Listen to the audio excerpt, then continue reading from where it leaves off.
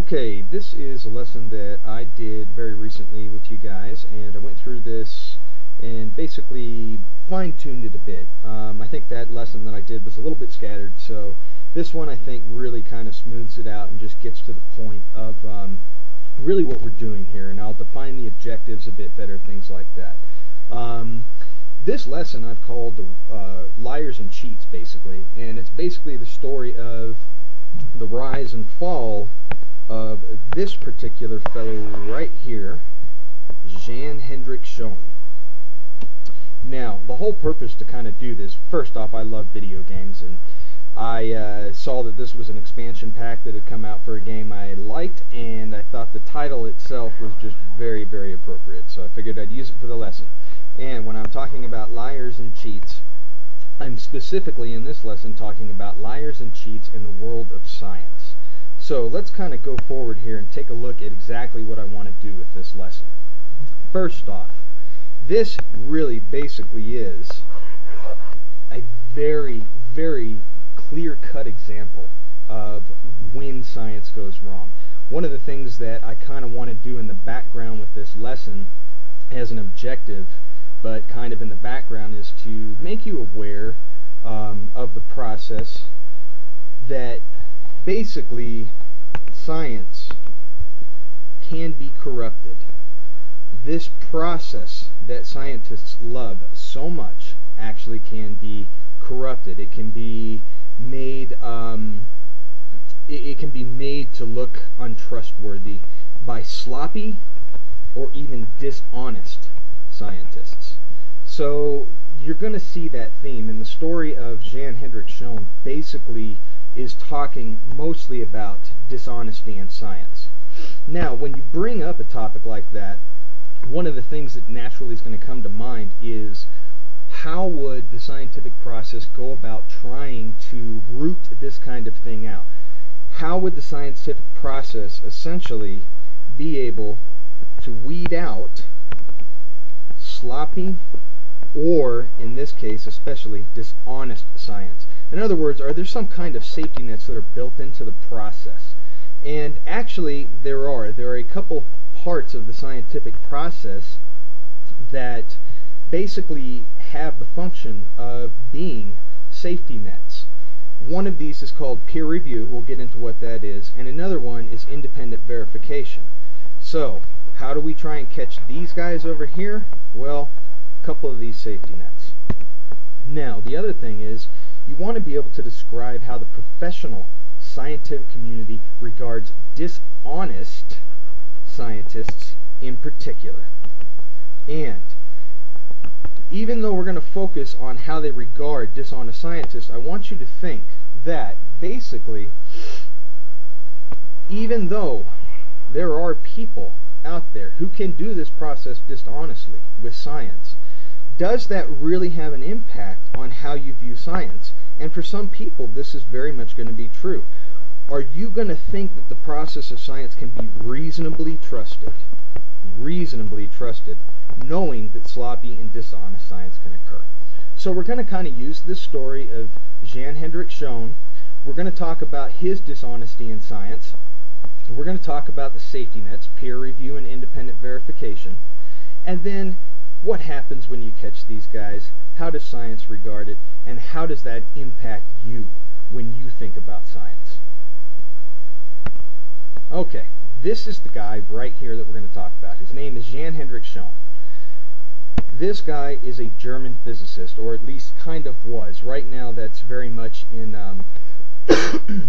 in a bit of a debate at this point, but basically in the day, you'd say about the early 2000s and late 90s, this guy was a rock star in the world of physics. Now, particularly, his research had a big focus on this idea of nanotechnology. When we're talking about nanotechnology, we're basically referring to size. Basically things on the molecule size level.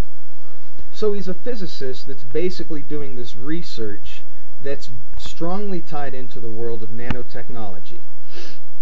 And this nanotechnology thing that's such a big deal is really because of this thing here, Moore's Law. We're going to find out why nanotechnology even really matters to any of us, and how this thing, Moore's Law, that you may have never heard of before, is actually pretty important to your life right now. So, when we take these concepts and we talk about nanotechnology and Moore's Law and what he did regarding the scientific process, it will all add up to one thing.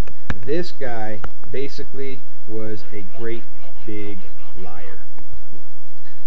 Okay, before we get into his story a little bit, let's talk about the actual scientific process and the safety nets that are involved in something like this. When I talked about safety nets earlier, I was talking about a couple of specific parts of the scientific process that basically function to catch a bad scientist. Whether that science was accidentally bad because it was done sloppy, or the methods that were used were poor, or samples were contaminated, that's bad science, but because it's done sloppy. It's a totally different deal when it's dishonest, and it's intentionally and purposely dishonest. So, this process, and these parts of the process, the first one I mentioned was peer review.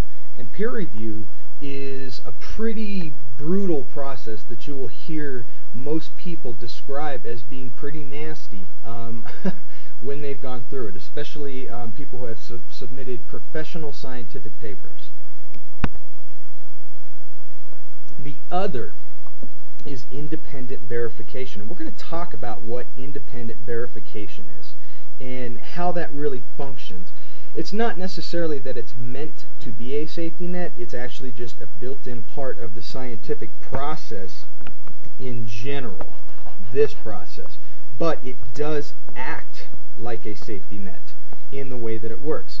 So basically I'm going to talk about this idea. If I get a chunk of bad science that's floating through the scientific world, the first safety net that should work is this brutal process I have called peer review. But let's say this doesn't work and it falls through the net. There really is a second safety net in place that will catch this. Again, this independent verification isn't necessarily meant to work like this, but it does, and it does so very, very well. The thing is, this process of peer review catches bad science a lot more quickly when it works. This can be a much slower process here, independent verification. So typically your first safety net when bad science floats through is this peer review process. But if it does get through, there is another safety net that can catch this, but again, it works a little bit slower. And you'll see this. Okay, let's talk about the peer review process here. When you have the life cycle of a scientific idea, you can think of it like this. You can think that it's not science until it's published. And I actually had a professor that said that quite a bit. Publication is everything in the world of science. You will hear researchers use this phrase quite often, in especially the research world. Publish or perish. In other words, you need to be working on your ideas, you need to be working on your research, and you need to get that stuff out in professional scientific journals. And when I'm talking about professional scientific journals, I'm talking about stuff like Nature magazine. I'm talking about things like Science magazine. These are considered professional journals. This is what the scientific world likes to get into. And trust me, it gets even deeper than these guys. But you have to get it published to really have it kind of be considered science. So when you have a scientific idea, basically you've put that down in a paper that you have written. And you always hear scientists talk about these big high-profile studies as papers. So peer review simply means what it kind of sounds like. But when you're a scientist, peer review means that other scientists will review your work before you get anywhere near to publication. In other words, you've written a paper, you've done research, you've arrived at a conclusion of some sort. They will give your paper at the journal to other experts in your field to evaluate your work, to see, are there mistakes? What could have gone wrong here? Now, this plus the idea, and I really mean this. There are some scientists out there that might actually get a chuckle out of this, but many scientists do in fact have gigantic egos. I have mentioned before in the class that I don't believe science is about being the smartest guy in the room. But I hate to say it, there's a lot of people that still operate on that. They love to be the smartest guy in the room. Now, if these are the guys that are reviewing your work, what does this amount to? Basically, it amounts to this: a deeply rigorous process where fellow experts will critically analyze your work to deliberately find mistakes. This cartoon is from a fellow named Gary Larson a long time ago, at least I believe it was, and it came from The Far Side, was the comic that he wrote. This is a funny comic if you know about the peer review process or you've been through it. Basically, the beating that you take is a little bit like this. You've got your scientist here with, the all-holy paper, and he's gonna go through the road, and what's waiting for him? Yes, weapons. Not love, weapons. And that's about how you would hear people describe the process who have been through it. It's not a gentle process whatsoever. So that's peer review. That's a safety net. And to go back to this, consider it this way. If somebody's deliberately trying to find mistakes, deliberately, and they can't find those mistakes, they cannot find them, then there's a pretty good chance that your work is credible, that it's worth publishing, and it's worth reading, that kind of thing. And I mean by other scientists, so that they can review it. In other words, scientists don't want to let garbage or bad science get published. No one wants to start reading that and trusting it as another scientist. It can really cause a chain reaction of bad events, and in this case with Jan Hendrik Schoen, which we will get back to in just a few minutes, it actually happened that way. So, let's also take a look at this other safety net, so to speak, called independent verification. Instead of trying to define this in a certain way, let me give you an example. Let's say as a scientist, I make a claim, and this claim might actually be a little sensational, you could say. Let's say I tell you I find a way to magnetize a penny so that it lands heads up each time I flip this thing.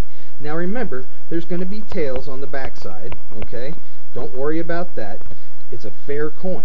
But I tell you I find a way to magnetize this thing so that every time I flip it, maybe it does something weird with, pardon me, maybe it does something weird with the Earth's magnetic field, and it interacts in a weird way that every time I flip it, it will always land heads up every single time I do it. If I told you that, most people would want to get proof from me.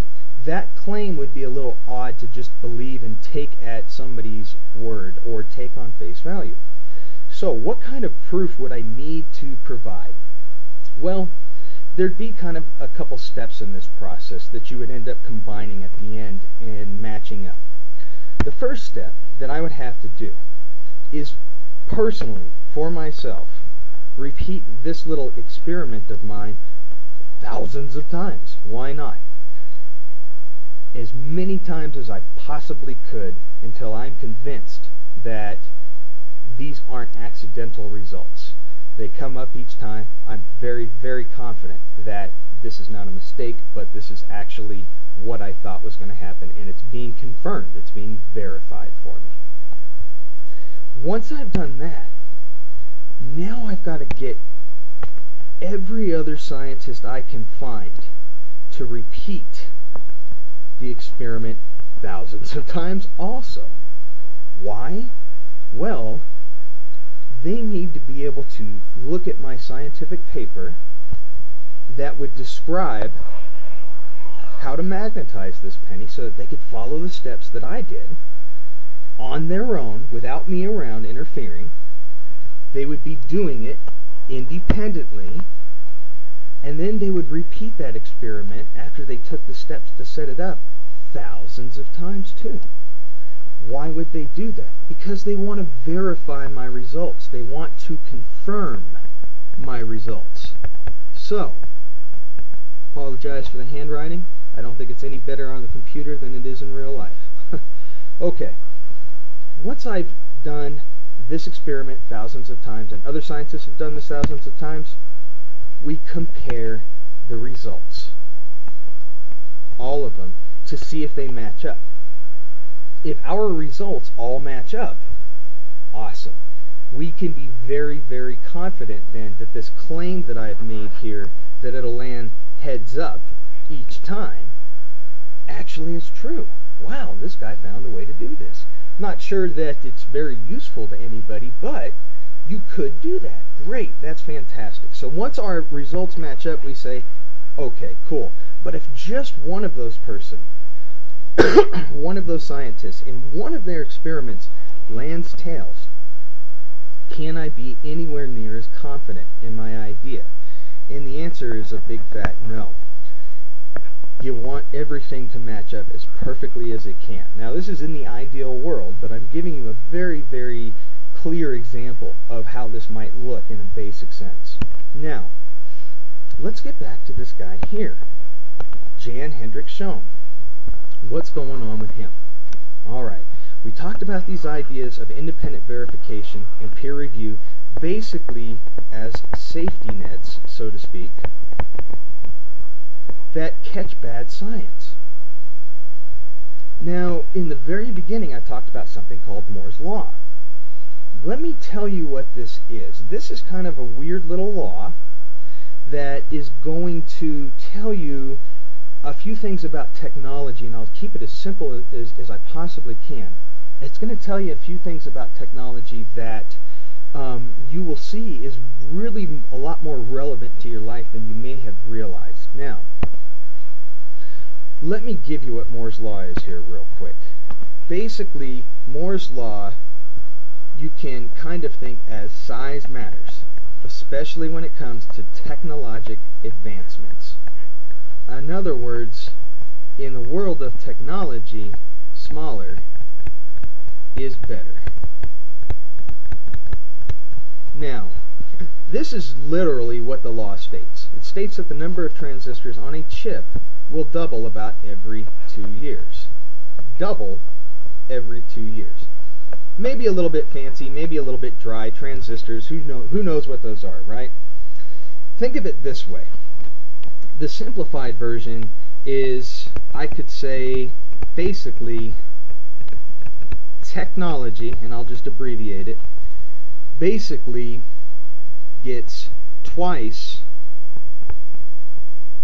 as powerful every 2 years. So, I use a lot of abbreviations just to try and keep it simple for you guys. So, basically, technology gets twice as powerful. There we go. About every 2 years. You could kind of think of it like that. If you consider this kind of visual graph here that shows up, what you're looking at is this. Don't get too worried about the numbers or anything like that. But what you're looking at is simply this guy here. You're saying to yourself, this is the amount of what they call transistors, and the more that you can pack on to a computer chip, the better.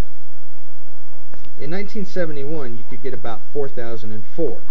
By the year 2000, you could fit 100 million transistors on the same size computer chip. It has the effect, basically, of making technology twice as powerful every 2 years. Now, you can imagine where this has gone today. Basically, This is just a visual representation. The space represented by here is basically kind of representing how powerful you could think of these computers and technology gadgets get over time, about every 2 years. So, kind of starts off slow, but then really starts moving down big time. And for any of you who are interested in the math part of this, this is what you call an exponential relationship that you might remember given by this, x squared. But that's math, and we're not going to get into that too much, not at this point. Alright, what's the big deal with this Moore's Law thing? Here's the big deal. First off, you have to understand that when I say size matters, I really mean it. This is about the size of one bacterium, alright? Something that might make you sick, or something that's inside your digestive system that helps you digest food, things like that. This is about as small as we can make our little kind of computer gadgets and stuff, the chips, all the doohickeys, blah blah blah, that go in and make our computers more powerful every 2 years.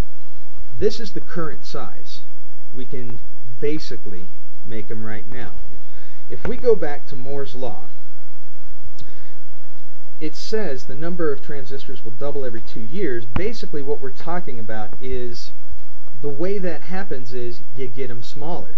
If we're talking about putting all these gadgets called transistors on the same size computer chip, you have to get them smaller to pack more on there. Basically it comes down to this. Moore's Law is highly tied in to economics. Basically, we have to consider the idea that in this day and age, global economies are linked. When something goes bad in one country, all those other countries that do business on a very, very large scale with the United States, let's not forget Japan, Canada, all of these people would feel the effects in a globally linked economy. If one person's economy starts to really collapse, it really is a dangerous thing economically for the rest of the world. And the idea that these free market types of economies we have must grow to be prosperous. Basically, when I say grow, it means money, money, money.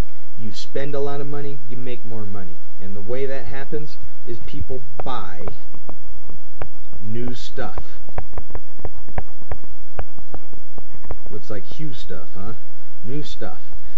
What is the biggest thing that's driving that right now? Technology.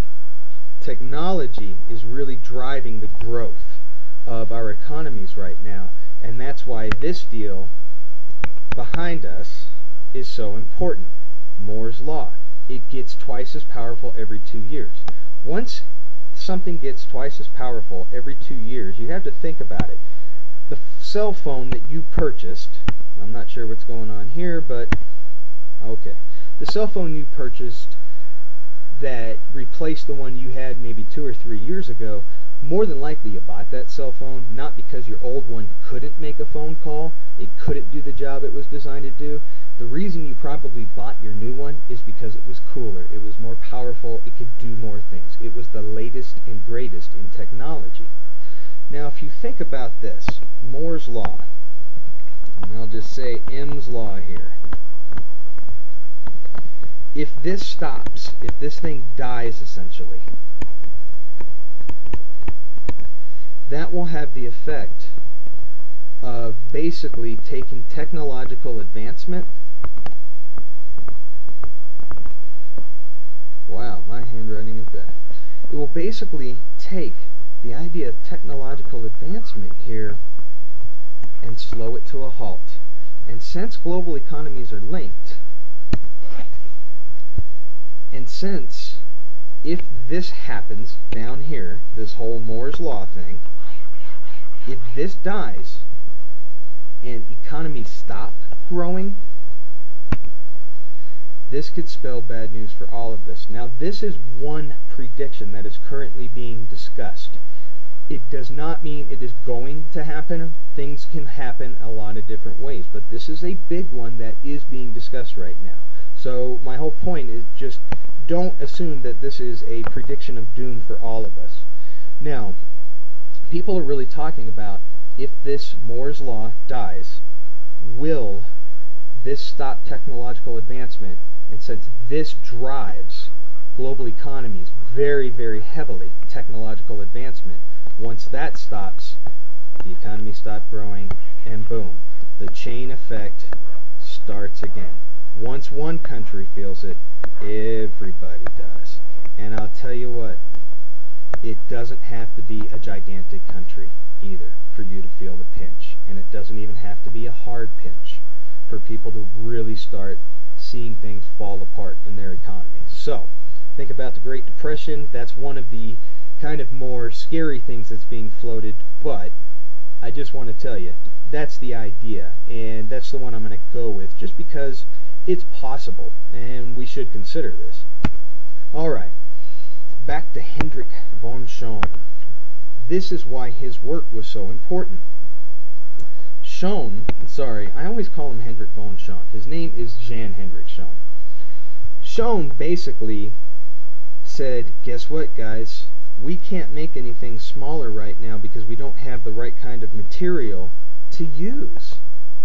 But I finally found a way that we can make things at the nano scale.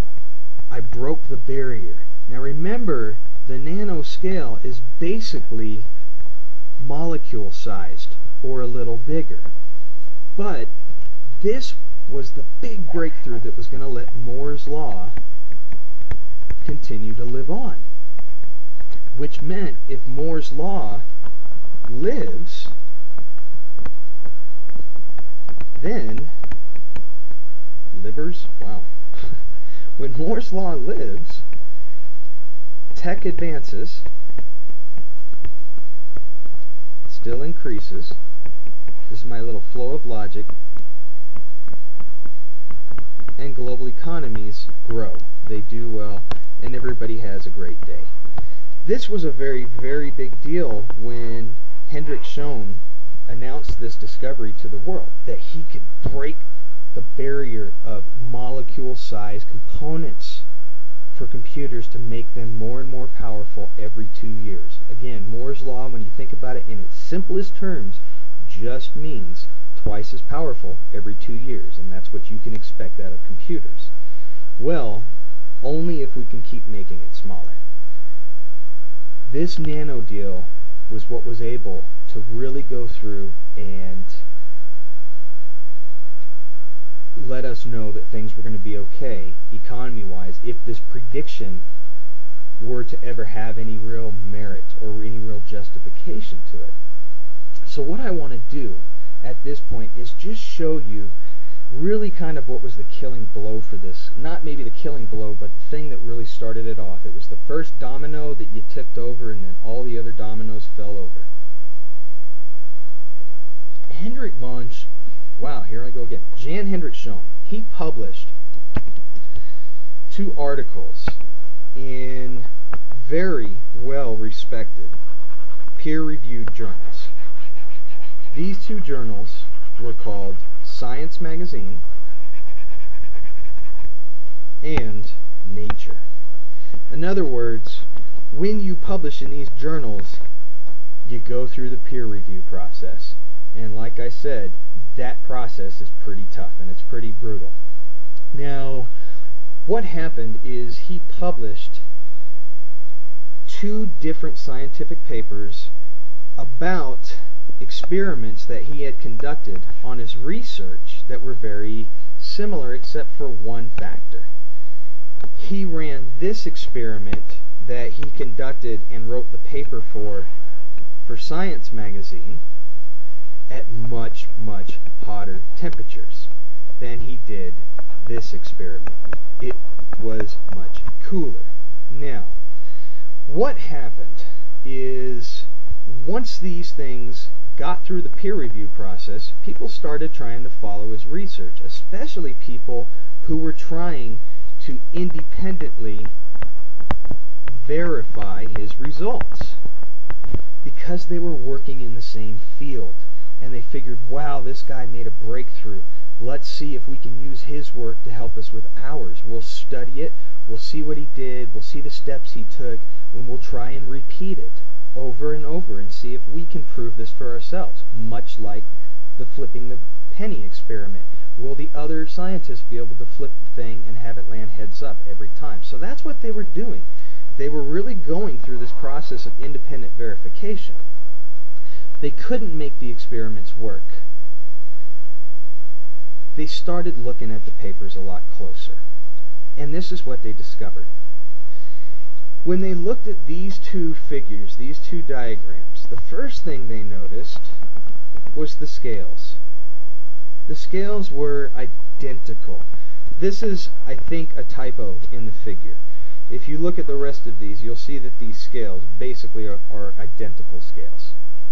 They also have identical spacing, bin ranges, all that, but you don't have to worry about all that. Notice that the scale itself is identical. But here's what was even more disturbing. When you started looking at these two curves and you compared them, oh my goodness, this was pretty bad. When you run an experiment at much, much, much, much hotter temperatures, you would expect different results. Well, guess what? It's really weird to have an experiment where the only condition you change is the temperature itself and everything else remains the same. You should not get an identical pattern of data back that matches one that you ran at a cooler experiment. So this was troubling to people. Let me show you basically why. Back here in this slide, I called these smoothed noise curves, and you'll notice that right here. I want you to see, first off, what I'm talking about by a noise curve. We're not going to get into the math of this or anything, but think about it this way. In science, you'll hear this a lot, noisy patterns, okay? What that means is when you get a data set back from some experiment or some natural setting that you're trying to gather data on, your data sets very often can come back to you in kind of a scattered sense, but with a major pattern to it. A major pattern, even though things are kind of scattered a little bit. You can kind of think of it like this. If you thought of this visually, does this look clear and crisp to you? Or does it kind of look noisy and scattered? That's why these things are called noisy patterns. They look more like this when you think of it in a visual sense. But here's the thing. Noisy patterns are not a big deal if you know how to smooth them out. And there are mathematical ways to do this. We are not going to go anywhere close to that. But I want to show you what you mathematically could do to find the major pattern in a noisy set of data. You can see, as I've outlined it here, there is a major pattern in this data, even though we've kind of got these guys that are a little scattered around it. But notice they're scattered in just such a way that you still get the major pattern out of this guy. Again, you can look at something like that here. Now, some of these patterns are definitely a little harder to pick out than others visually. But the other thing is, these are fairly good noisy data sets, to be honest with you. They can be even worse than this, and that's where the math really comes in to find these major patterns, to see if they're there. It's kind of a way to help us when our eyes won't work for us. But again, major patterns inside noisy data, and all I've been doing here is smoothing out the noisy patterns a little bit. So here's the thing about this. When your data comes back to you, your data's gonna come back in a noisy pattern in a lot of situations. So when you smooth out these curves that may have looked something more like this when it came back to you, and you run an experiment at hotter temperatures to even think that you would get a noisy pattern that was still even close to the one that you got back from this data set, they wouldn't match at all, especially at much hotter temperatures. Again, when you look at noisy patterns, there's a bit of randomness to it, but it only seems to stay within a certain range. It doesn't seem to go too far away from that range. It's not perfect, and this happens all the time. Now, let's do this. Let's take this whole idea away of hotter temperatures. Even if you run these experiments at the same exact temperatures, your noisy patterns still, your noisy data, well, I think I'm writing too fast for the computer, still doesn't match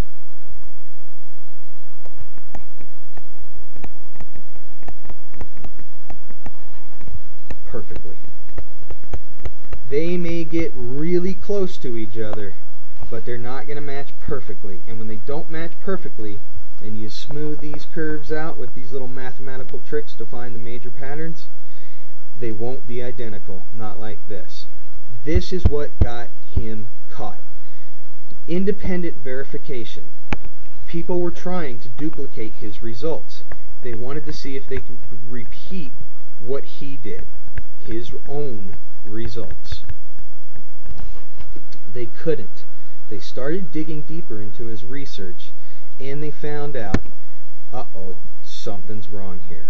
So here's what's going on now. Here is your assignment. I've just went ahead and given you what it looks like on the slide here. But basically what we're going to do with this information is do a little bit more research on this guy. I haven't told you the entire story. All I've done is given you the background information. I've told you enough to get you going so that when you read on this story, and I'll give you a couple of links so you can go to the resources that I thought were the best for the web for this assignment. When you go to those resources, you'll have some idea of what they're talking about when they talk about nanotechnology, and they talk about Moore's Law, and they talk about molecule-sized computer components. But I want you to see what happened. I want you to follow the story. I want you to understand that he was a very dishonest scientist, but I want you to consider things like, was the lie that he told in science a very, very important lie? Would it be a lot more important to people's lives versus somebody who said they can clone a pink frog? Who cares if you can clone a pink frog even if you lie about it? That doesn't really impact somebody's life. But what he said he was able to do had a deep impact on everyone's life, especially if this little prediction about Moore's Law dying comes true. This could be a big problem for us. I also want you to kind of look at what happened, what did they find in the investigations that was basically proof that he had been lying, or at least extremely suspicious. And after that, I want you to kind of think about, well, hold on a second, if you've got the scientific process, and this tends to work most of the time, how did this guy get through the process of not being caught? Because he published around 25 papers, and most of those papers have now been retracted or withdrawn by the journals that published them. So, I want you to think about the process. How did it work? How did it not work? Did the peer review process really work if he was able to publish 25 papers? If it didn't work, did the independent verification process really work to catch this guy? And then, and you can see all I'm doing when I'm kind of reviewing this is going over the prompts a little bit. This is prompt 4 here. Prompt 4 is basically what happened to this guy. Did the scientific community turn a blind eye to what he did, or did they really go after him? Did they say, we don't want you among us because you give us a bad name? And I want you to see, if they did that, what exactly did they do? Did they slap him on the wrist, or did they strip him of everything they could? And then the 5th prompt is basically an opinion kind of thing. In the objectives, I told you, hey, let's think about this guy. Let's think about this guy's case and think about, can we really trust science if we know that there's guys out there like this? And this is really just kind of going to be an opinion piece, and I have some questions in the prompt to kind of use this for your own opinions. I love to know what you think about this. I think that science is really important, but it is also important to understand that it is not perfect, but it really does try to do the best job it can at making sure that whatever people are getting in terms of science, they're getting accurate and credible science. So that's the idea of the paper, and those are the prompts. Here's the links that I told you about. Go to these links here, check them out. This is a University of California at Davis paper. Not too technical, but there's more information on this story. And then there's a Wikipedia page. This is kind of the short version. Let's think of it that way. Short version info down here. If you want to familiarize yourself with the idea, go to Wiki first, and then go to this one if you want to, the UC Davis link, so that you can get more detailed information. All of the information for these prompts are basically contained right here in these two documents. So, except for the fifth one, because obviously that's going to be your opinion. Now, one of the things, like I said with this assignment here, and I've told you guys in terms of how we're going to run the class, is I want you basically to be able to get a little bit of help in the science class with a little bit of writing, a little bit of math. We're not going to turn it into an English class, we're not going to turn it into a math class, but I do want to give you some practice with this. So, all I want you to do at this point is just read the rest of the story to find out what happened and how it was basically, how did I write this? What Sean did when it came to how he was being dishonest and how he was caught. Okay, apparently I wrote it right, I'm just not right now. Okay, basically read the story, find out what was going on and how he was caught. Then, all I need you to do is just gather the information for each of these 5 prompts. You could even turn this page over and write it on the back of it. That's not a problem. All I want you to do is gather the facts and write them down. Don't worry about doing an outline. Don't worry about starting to write paragraphs right now.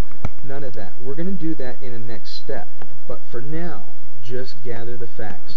Again, I have the background information for you, and with this new idea of trying to record everything, my hope is that you'll be able to just simply rewind the movie file and re-listen to, kind of go over again a concept that maybe you felt moved too fast. Again, this is not meant to teach you. Obviously, I am your teacher and I will be in your classroom. This is meant to help you review the assignments, or if you've missed a class, especially for a legitimate reason, that you can use this to catch up. So, I am going to let this one die now because this is a very long one and it packed in a ton of information. But we will be working on a project as a group for quite some time on this, and we will probably come back to this whole story of Hendrik Schoen a few times in the year to kind of illustrate other things, because there's other ideas, other perspectives that you can kind of look at when you look at this story. So, hope you liked it, hope it works out. I know it's a little choppy, but it's a first shot, so enjoy, and we will have more of these for you down the road.